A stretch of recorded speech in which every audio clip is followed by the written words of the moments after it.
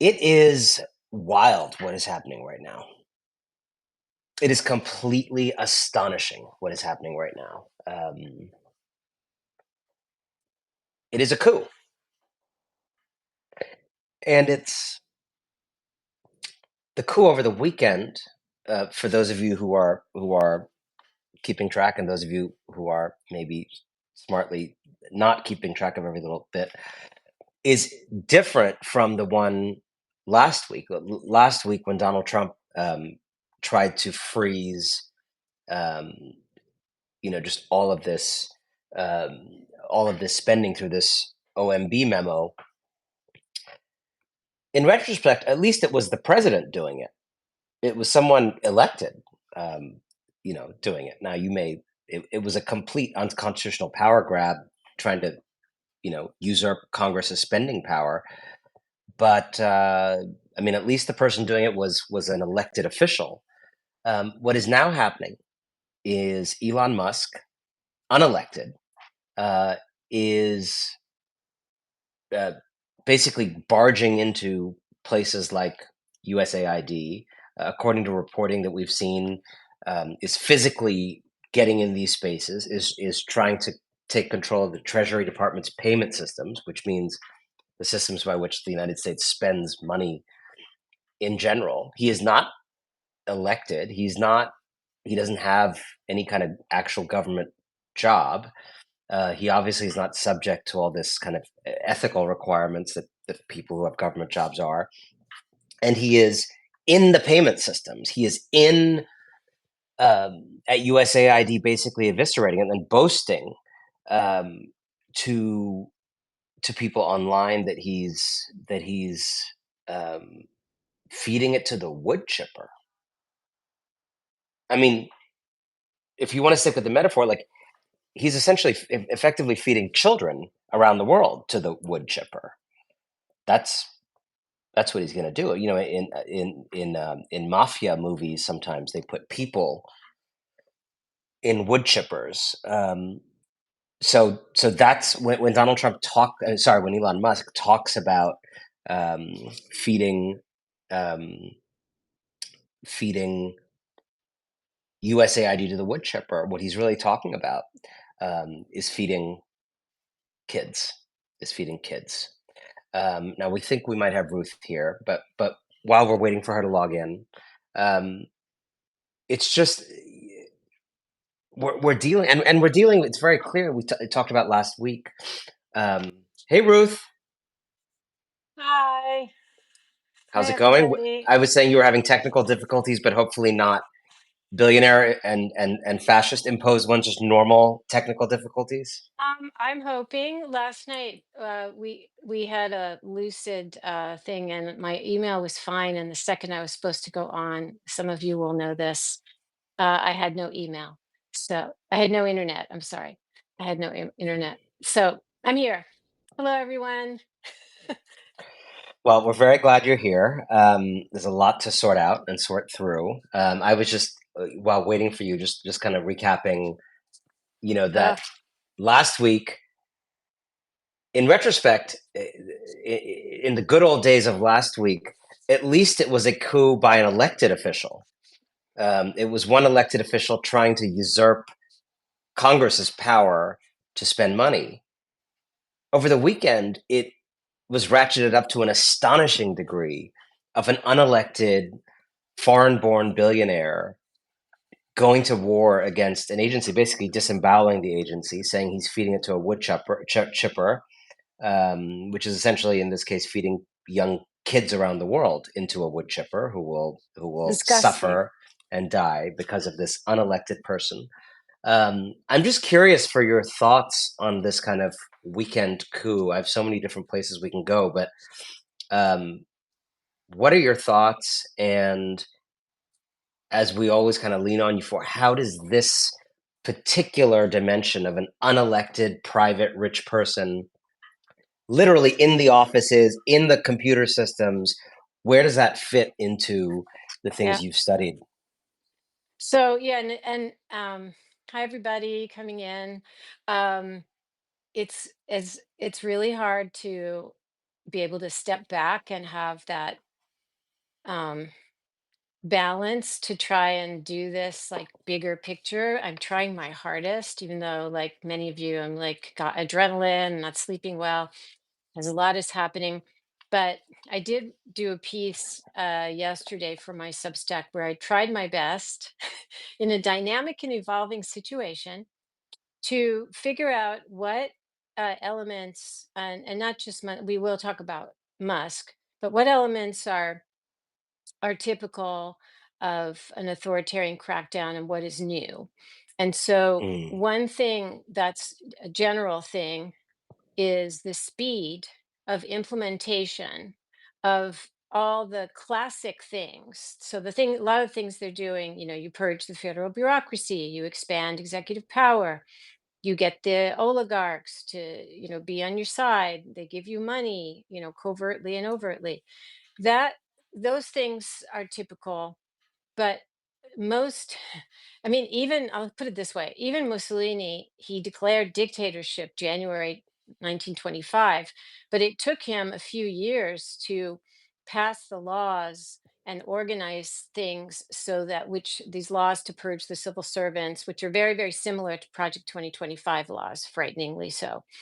And even like Orban, who's, the muse, he's been there for years. And so it's true, Trump is coming in because of his immunity from the Supreme Court, with and all the array of people who obeyed in advance, and and the shadow government of heritage. They were all waiting and thirsting for this moment, so they were prepared.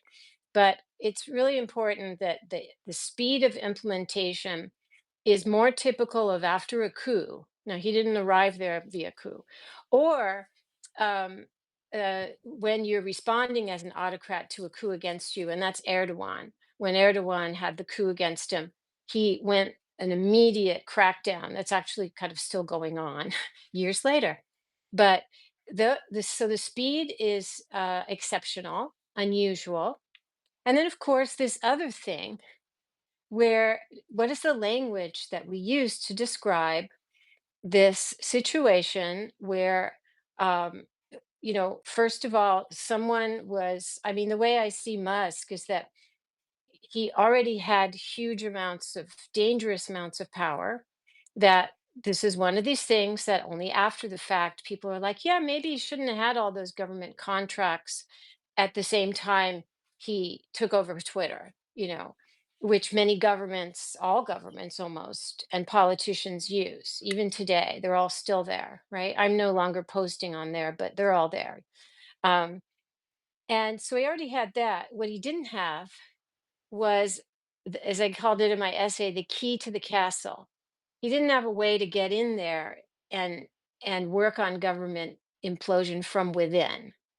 And so Doge was created. It's a fake, it's official sounding thing. Department was created to facilitate his infiltration.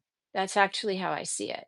I'd love to be proved wrong as we find more one day. But so this is new, that because, autocrats work with private oligarchs, they like Putin and the rest of them, Erdogan, Orban. They get these allies who the point of these people is to work outside the system. Think of right. Bezos or Zuckerberg.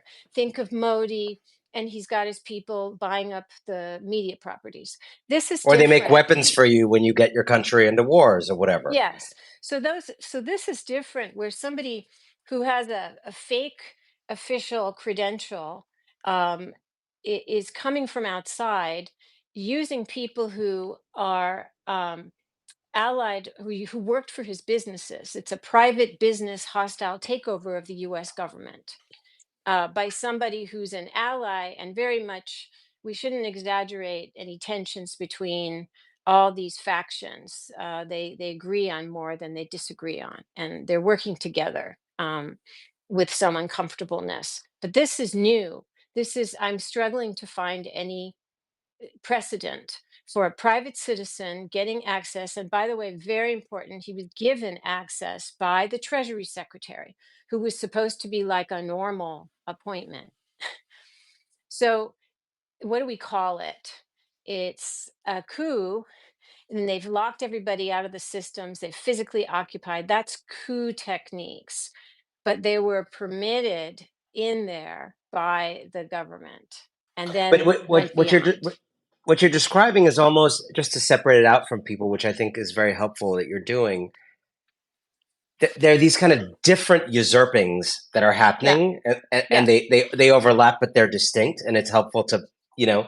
So, for example, when the president tries through the OMB memo to freeze spending that has been appropriated and dispatched by Congress, that is an elected president trying to usurp power from that should be in Congress, that yeah, is the power to spend and allocate money. yeah. What you're describing over the weekend is a different usurping, which would you would almost say is a private citizen usurping a certain power, again from Congress, maybe even from the president in a certain Yeah. sense. This is something that, even if you wanted to do this and there was a proper attempt to do it, the president would normally have someone who works for the government and for the president do it. This is not even that. So in some ways, it is a transfer of power, an attempt to kind of wrest power that belongs in Congress, but also an attempt to kind of outsource Yeah, it's outsourced. power from the presidency to this private actor, and we now are. I mean, what you were describing before, it all seems so quaint. The world of like, oh, like, will they still have their government contracts when they're, playing some role in the government? Or, oh, will they have their assets in a blind trust when they're doing stuff related to the government? Or, The peanut oh, farm. yeah, Jimmy, exactly. Or even like, is owning X problematic? Like, the guy is now just governing us. Elon Musk is governing you right now.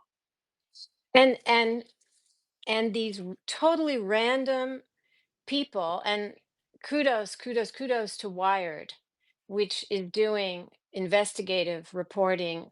Who the heck are these people? And so they have I mean, that's they're Could like you the tell little us a little bit green about that? men. That's really important. Tell us what that reporting was, because it was really interesting. It's these they're all college age, That's good. and many of them, if not most of those young people, already worked for his private businesses. So they're loyalists, and this is part of the private business takeover that is happening of the US government. And so that's who they are, but they're totally random people. They're young, which could be fine for tech. There are other people who there's a guy, Tom, I've forgotten his last name, who is like the lead of the team, and he's the CEO of a Silicon Valley company. Like, who are these people who have access to our most sensitive data?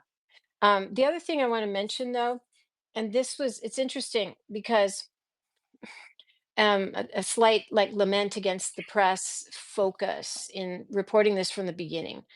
Everybody reported that Musk had like moved into Mar-a-Lago during the transition. And there were lots of funny, almost human interest articles about like he's there, he's like glomming on to Trump, and Trump is irritated. All of that was BS.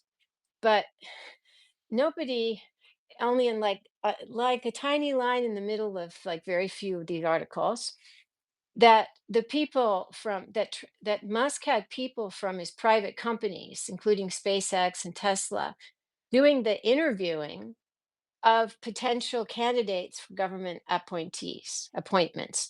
So it reminded me, but it's like this seems like child's play.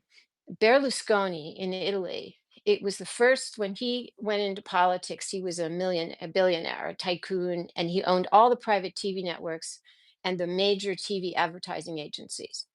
And he used those people to do screen tests for potential candidates when he founded his historic Forza Italia party, which was the first time that fascists were brought into the government. And so I wrote in Strongman, this was the first time that a major corporation created a political party. So that's a precedent. Here we have, again, from the start, from the transition, it was a way for Musk to put his businesses into the governance equation from the very start. And that has not been central. Maybe people will look back now and find other things to report on now that we have this situation. But it stuck out to me immediately. Um, it, Yeah, and it's it, it's I'll bad. tell you what's particularly frustrating to me, um, and I'm sure to a lot of people here. And tell me in the chat if this is how you feel, or maybe you feel differently. I just feel so profoundly undefended right now Yeah. Yep. by the well-meaning people. Yep. So you're describing some nefarious people over here, but then you got supposedly and theoretically a bunch of people in the Democratic Party, and I would say a bunch of people with generally small d democratic values in the press, Yep. in the big powerful press, not the mom and pop shop press of newsletters like you and I have. And I don't have a more sophisticated thing to say, but that I feel so fucking undefended by these people. Like what are they doing? Any of them. What are they doing? These senators. We now have finally, I think Senator Brian Schatz just now said that he's going to hold some nominees up, but even that is something that I guess one guy has said maybe. Um, this whole thing you're describing over the weekend, if you look at any of the big publications, even now, and the way they're framing it, it's a relatively small story. Maybe I'm wrong. Maybe someone's done it in a big way somewhere. Like there is a level of undefendedness by the well-meaning people that I could never have contemplated in my lifetime. And I just Yeah. curious your thoughts on that. It's um it's a combination of a failure to rise to the moment. It's interesting. The people who are the most now I don't know what they're doing behind the scenes, but the people who are the most vocal, Chris Murphy, Sheldon Whitehouse, these are people who study corruption, um, and they understand the big picture. They get it. I I think that other politicians might get it, but many of them maybe don't want to get it. It's a very, very bleak and scary scenario, especially when you consider the geopolitical dimension that Musk has been having. He's very tied to Putin. He's been having private conversations for years. That came out. The Wall Street Journal broke that story. He's also very tied to Xi. And then I published a New York Times piece that was about Gabbard, but it was really about how Trump he has internalized a view of geopolitics that sees democracies as the problem. And I started it with a quote where Trump said, if you're a smart president, and he was referring to North Korea, Russia, and China, they're not your enemies. You're going to make them do great. And so the really, truly scary thing, the biggest level, is that we've got somebody in the White House as also commander in chief who not only wants to make America tank, why? We're not, I don't see the press asking why, right? Why attacking Canada? Why this? Why that? And there's also a through line, and some China experts are horrified. Everything that's being done, whether it's the kneecapping of aid abroad, destroying clean energy industries in America, everything being done benefits China, and it's creating a power vacuum in the world that Russia too, but especially China moves right in, and I just that's want really to, sorry, scary. Yeah. I have a question about that. But first, just what they call a programming note. You mentioned Senator Chris Murphy. He's going to be joining me on February 18th, Yes. right here. I think that is a Monday, if I'm not mistaken. February 18th. That I know it is. And so mark your calendars if you're the kind of people who mark calendars. Um, okay, so the China thing or the Russia thing. Here's what I can't wrap my head around. Is your like? Do you think like? I'm curious about the actual mechanism. Do you think Elon Musk is like? Are you suggesting there's kind of an actual just commercial interest? So he wants to make China succeed and America fail, and he's doing all this for that reason? Or do you think he is genuinely deluded into thinking that he is doing something really awesome for the United States by getting rid of these problematic. Like, I'm curious. Everyone is a hero of their own story. Do you think in Elon Musk's mind, based on what you understand, he is really trying to do a good thing, and this is his definition of a good thing, or do you think it's something as cynical as like, how can I help China win? I was really referring more to Trump, um, who's just transactional and is, eh, but of course, as we've seen by Elon Musk's interferences to the disadvantage of democracies, to put it mildly, backing Alternative for Deutschland, what he was doing in the UK, all of that. There's a through line of trying to make democracies fail and extremist and dictatorships do fine. Um, so, but Musk, so Musk has interest in China. We know all this, um, but it's like even Venezuela. I mean, the things that are coming out, and this is do want to go back to your point about feeling undefended and the democratic establishment isn't doing anything. But all the anti-communist stuff was just BS. It was election BS. It's always been BS because China funded Trump. I mean, Musk is very, entangled. I don't want to treat them together. They're working together, but they're a little separate. But even Venezuela, which everyone said, "Oh, Marco Rubio, yeah, he's so anti-communist. He's going to be Secretary of State." So what did they just do? It's horrible. They just made, a measure to deport over 300,000 Venezuelans back to Venezuela, which is a gift. It's almost like a rendition of people who were in exile because they either had opposed the dictatorship or they were, you know, they needed to flee.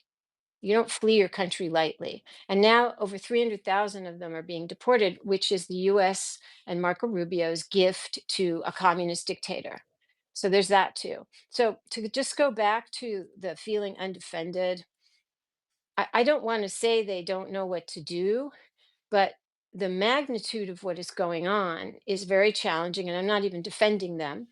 Yeah, no, I And understand what you're saying. it's really interesting that I do want to flag the resistance that's going on. Where do we find it right now? Inside the civil service. It's the federal bureaucrats, the career officials who take pride in their ethics and their loyalty to serve the American people and the Constitution and not the dictators plural. We've seen bureaucratic resistance within the FBI. There's very strong pushback going on in the Newark and New York City offices and bureaus. Um, the deputy secretary, Treasury secretary, is a hero. He refused to grant the access to Musk's people to give for the payment systems, and they threatened to call the U.S. Marshals. And that's if you study coups, that's very interesting that Musk felt he had the authority to call the US Marshals. Now, he didn't do it in the end.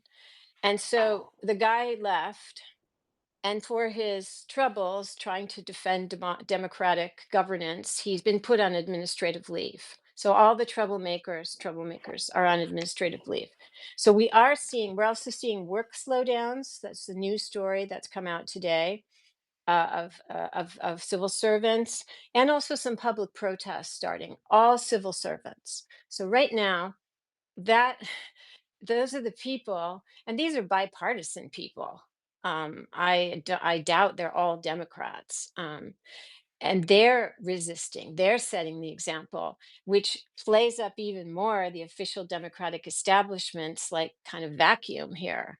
Like, hi, where are you? I mean, that those stories are so heroic, and these are people making modest salaries, Hmm. assume they have families, they have children. It's an incredibly dangerous and risky and courageous thing that they're doing. Um, at the same time, this relatively small number of them, and these Yeah. are pretty big forces that they're up against. And that sense of defendedness that I think I and many other people and you and others are feeling, um, just to take a couple different sources of the undefendedness in turn. I think you're really right. and people don't appreciate this enough, that a lot of the undefendedness is not malicious. I think it is people actually not knowing what to do. I would say in my profession of journalism, I was trained in so many things. I was definitely not trained in covering these kinds of times, right? Um, but I have great training in all kinds of other things that are much more common in the United States of America.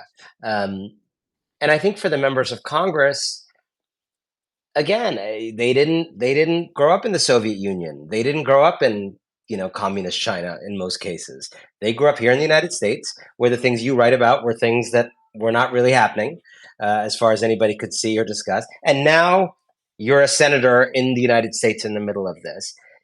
Let's assume good faith on their end. Let's assume maybe some of them or their staffers are watching and are like, okay, how can we do better?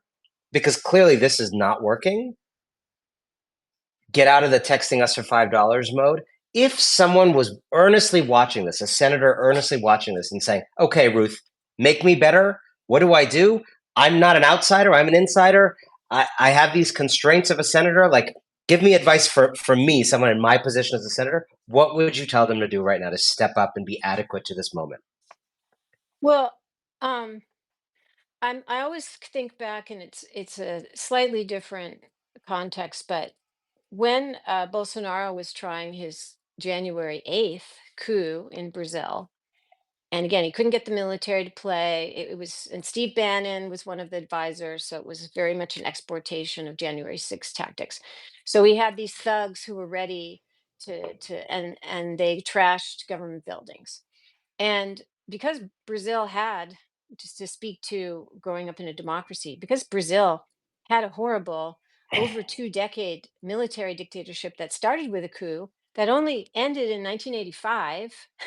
So a lot of the people in power, including Lula, the president, suffered, and they have the memories of that. So what they did is that all the leading authorities, and like, because Bolsonaro was saying that he needed to do this because of election fraud. So the head of the election tribunal, like the attorney general, all of the luminaries came on camera together, united, even though they're from different political parties. They stood up at the right time and they were united.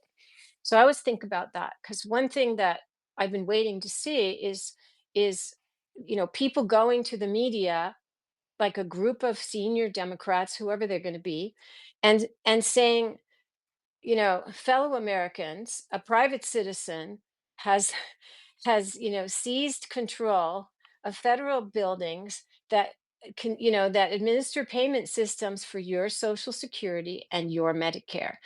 That would do it, because the headlines of the major papers are not presenting it that way. It's a national emergency. Like, they need to, so that would be a major thing, and I have no clue why that hasn't happened. Um, Are people like that contacting you for advice?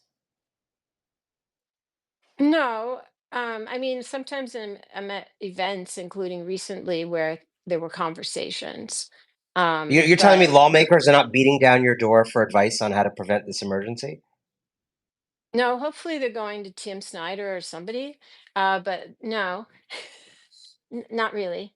I have a feeling Um, they're probably not doing that either. That's incredible. but I have to say, e- even you're saying that you do you've s- you understand democracy and movements better than almost anybody. That's why you're doing such great work at the Inc. um, and I understand what I call them in my book, shock events. I understand those.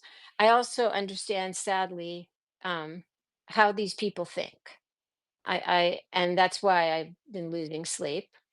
But even so, even if you're prepared, living through it, there's two things. One is living through it is always different than being theoretically prepared.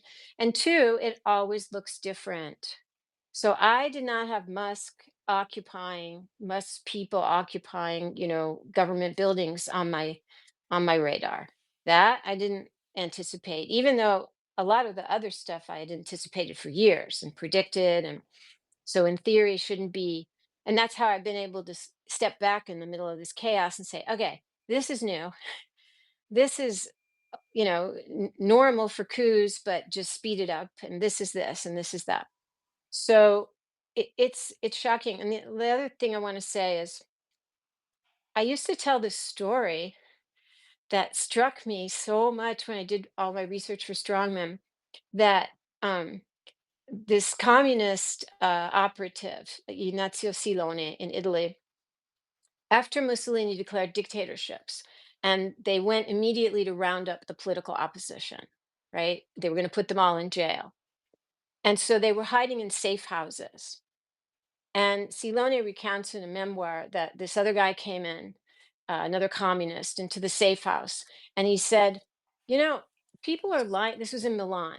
He's like, people are lining up for the opera, La Scala, like nothing's happening.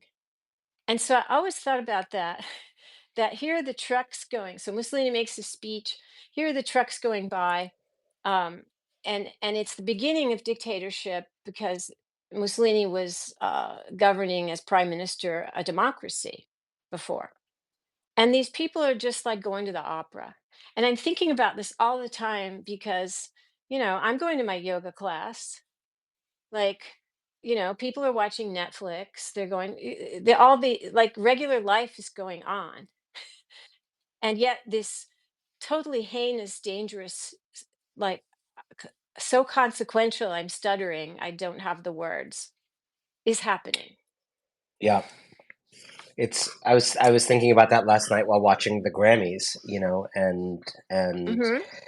this country that continues to produce gorgeous music, to produce music that I think would be difficult to make in a lot of other countries because they don't have in other countries necessarily so many people from so many different backgrounds bringing so many different musical traditions to one place, as you had in New Orleans with the birth of jazz and everything else that's come since. Um, you see at a night like the Grammys, this is an amazing country that has It's that amazing. has altered the way people sing and dance and move around the world through the collisions of people that have been created here, and that in this country, and then you see Trevor Noah kind of just making these like aside jokes about masses of people being deported and this and that, and yeah, the normal, that I keep thinking about, that the normal goes on as the Yeah. abnormal takes over. um and another part of that is also the press. My my world and community and place that I've spent my career, and now I only or mostly write books. But I spent 11 years at the New York Times. I have been now at Yeah. MSNBC for almost 10 years, as a commentator, and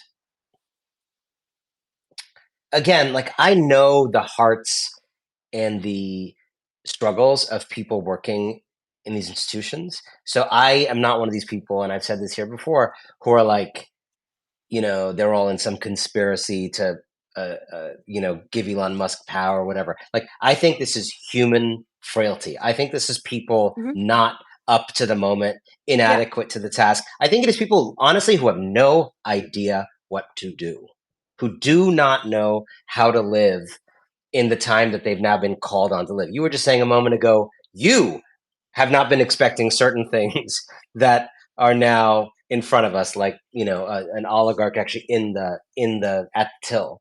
Um, and so I'm curious, when we think about the press and we think about the fact that what you call a national emergency is not being treated as one.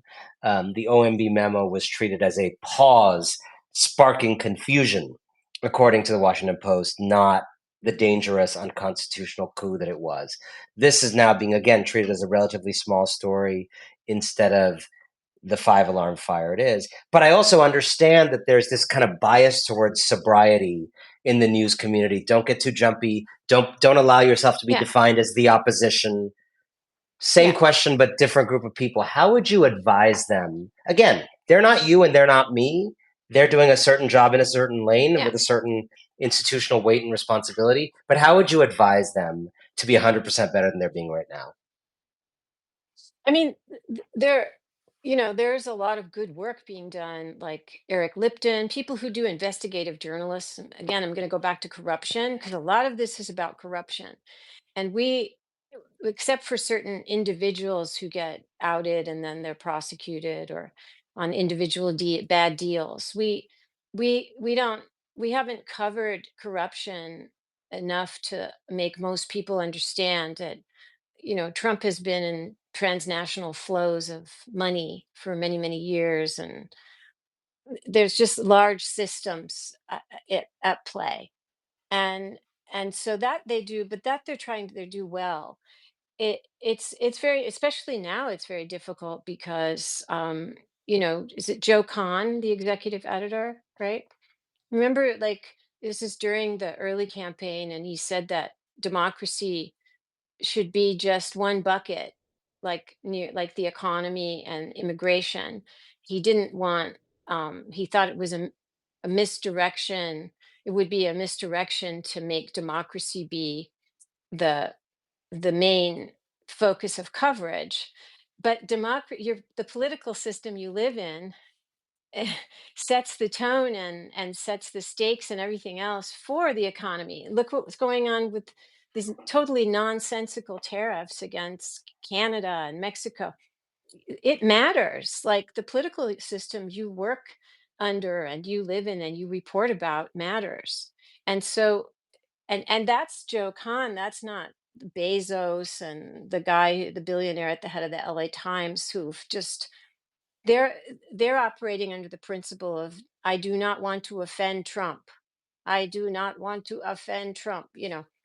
So I don't, I would, it's hard for me to say what individual reporters should do, because often I know enough about that it's not their call always. They're Would you? amazing reporters, but This is just like an idea that I'm having listening to you. I wonder, what do you think about you and Timothy Snyder and a couple of these people? What if you organized a like Zoom ongoing like Zoom training seminar for journalists once a week, 8 p.m. or whatever, and you let in like select people who are kind of important to covering this country, but who feel what I was saying before, who feel like, you know what, we didn't get that, like, how do you cover fascism training in journalism school? We didn't get oligarchic takeover in journalism school. I need help. I just want to know, like, again, not opinion, not Ruth telling them how to cover, but just like, what does history teach us about what would have been good ways to do journalism back then? Is there some kind of thing you could do, to the extent that this is a capacity problem, um, yeah, but to we actually already just have, help people? we, sorry to interrupt, but we have the Committee to Protect Journalists. We have Penn, and these are, especially the former, these are organizations that, are full of people who have reported in wars and in regimes and have seen everything as reporters, have had to edit, even if they're not on site, when they have coups, and protect their people. And I remember at the very beginning of the first Trump administration, newsrooms had to start, they had to quickly get new security protocols, not only for the newsroom, that, as we saw, one of them was shot up, right? But for the people going in the field, because journalists had become the enemy.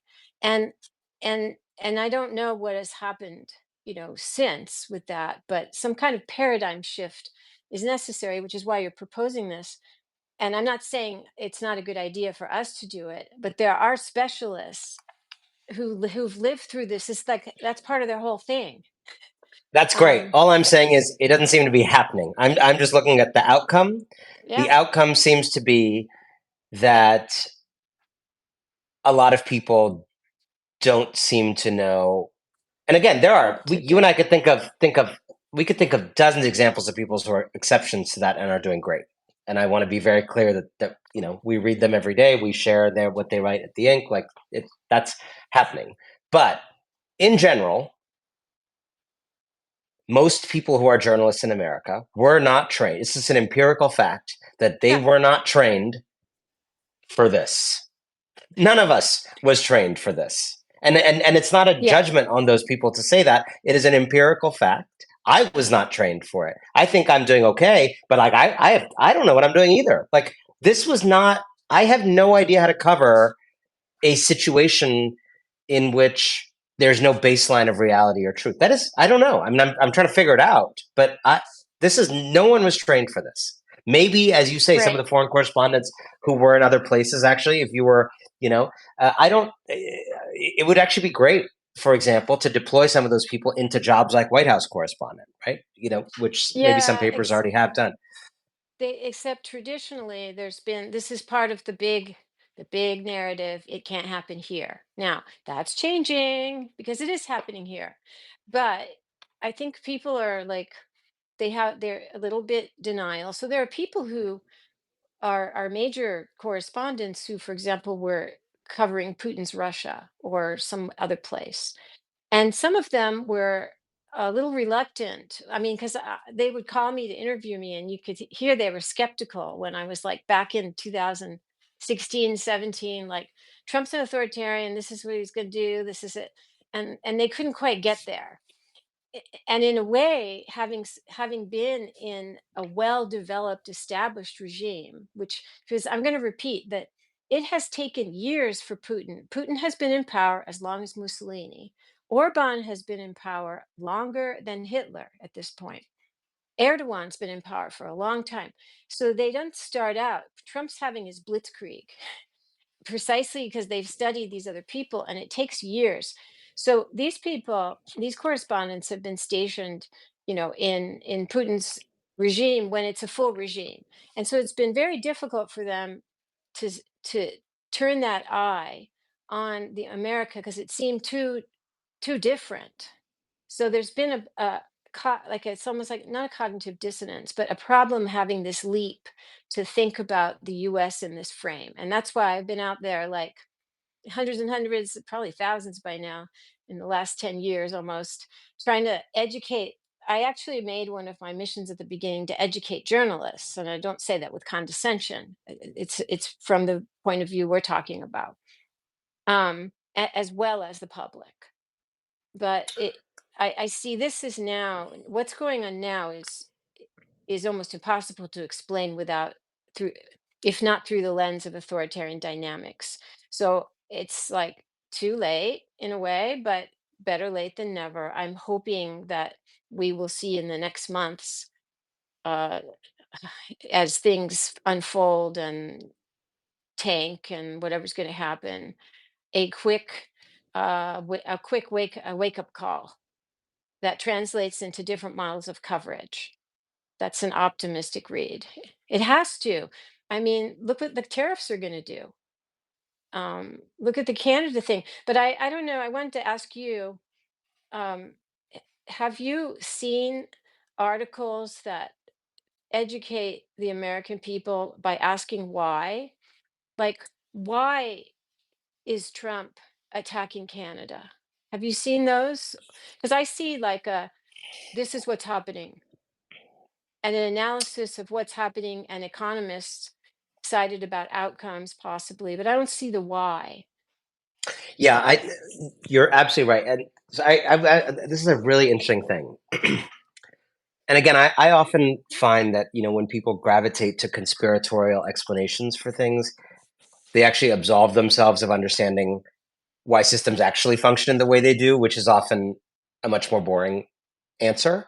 Um, and I think the many failures of the American press in this moment, I think it's much more full of boring answers than thrilling conspiratorial ones. And what you get at is one of them, which is that, so if I just think about, this may take a second, but I just want to explain this like very simply. So just think of when I was a young journalist coming up, I actually started, well, I worked a little bit for the New York Times as an intern in high school, and then as an intern in college. I was very early to what I wanted to do, and then I started with it as a job in India. So here's something: when you're writing an article, okay, and you're just like a normal news journalist, and this is like very low stakes stuff, not like anything we're talking about, right? Here's a really interesting thing that I think most people don't know. So you're writing an article, right? Let's say, like, my first article in India was, my first day of my job was, the government released a budget every year. Indian government releases a budget, and it's basically like all spending plans for the year, and it's therefore the policy agenda, and it's a big, even though it's just a budget, it's big. It's like the biggest policy day of the year in India. So that was my first day by chance, March 1st, 2005.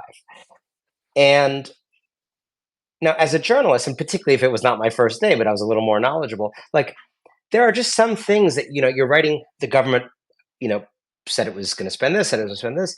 But then there's some things that are just like a little bit more of an analytical point, right? Um, Such spending represents, in that case, March 2005, an astonishing thing where the government was both doing free market economics and drastic anti poverty things, and at the same time. And so I think I said in that article, it's sort of like the government is doing like the New Deal and the Reagan Revolution at the same time in India, right? What will often happen is you'll be pressured by an editor to attribute Hmm. analytical observations like that to someone else. In fact, to someone like you, like a scholar like you, right? Hmm. So, and they sometimes you will literally write it yourself because it's just an analytical judgment that you're qualified to make, and they'll be like, "Can you get someone to say this?" Yeah. And so the idea is that the journalists themselves, and I want to Hmm. really stress this because it's not on any high stakes things, it's not any controversial things. It's like the Indian budget, like an A19 article if there ever was one, right? But you'll be kind of asked by an editor often, and you're trained. So then it'll read, the Indian government did this today. It represented a massive, parallel thing of fighting poverty and deregulating markets at the same time, comma, said Sanjay Yeah. Bhalla, chief of equities at Bank of America, Mumbai. That's Yeah. exactly how that looks. So you have like a sentence, and then it literally says like comma said. Now that's not how normal people talk. It's not how normal people write. The reason you are doing that, and I'm dwelling on this for a second, is out of a belief that even something like that a journalist properly positioned should be and is qualified to say, it has to be outsourced Yeah. to some random person at Bank of America saying it. Then it's okay.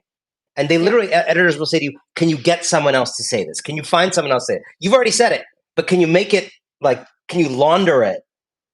And it's Yeah. not fake. It's like getting an actual person to say this. But then it's kind of weird. You call people and you're kind of like, you kind of say your thesis out loud to them, and then you kind of hope that they echo it or say it back. It's Yeah. a very, I've I'm sure you've been on the experienced that receiving end many of these times, many calls, times. right? Yeah.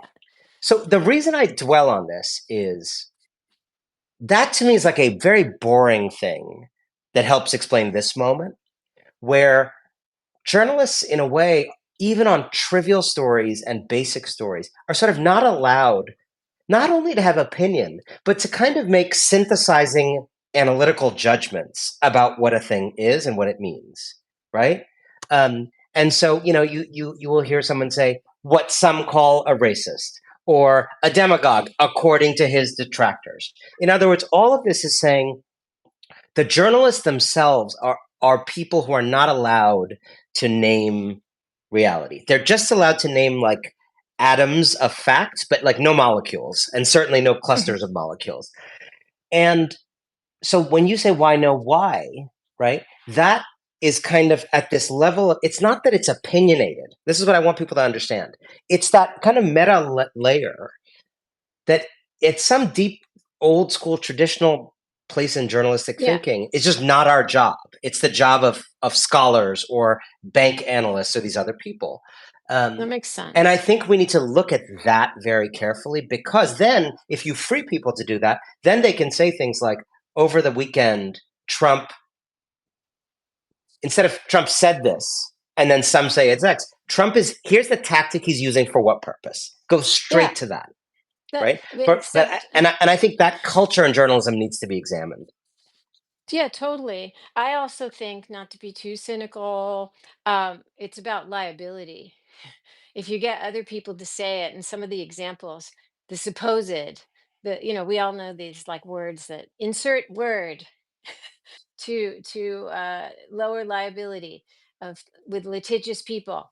Um, so there's that, and but you're right. But and it's also in that way you miss the most important points, as for example, why the heck are they targeting Canada? Like, what is going on? Nobody understands, right?